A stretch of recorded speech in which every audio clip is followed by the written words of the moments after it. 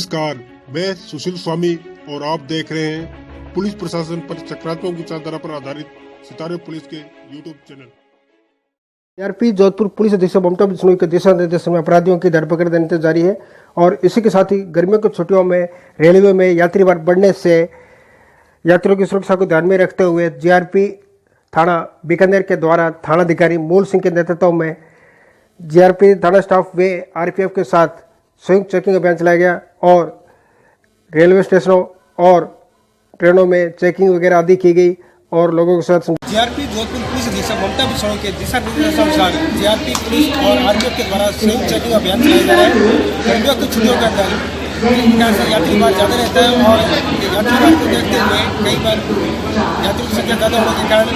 जेब कतरों की या समाज चोरी की घटनाएं आदि होती रहती है। इन्हीं घटनाओं को रोकथाम के लिए और जेब कतरों को लगाम कसने के लिए चेकिंग अभियान चलाया गया है और यात्रियों से बहस की जा रही है जिससे कि अपराधियों को ज़्यादा से ज़्यादा धरपकड़ हो और यात्रियों में विश्वास बना रहे।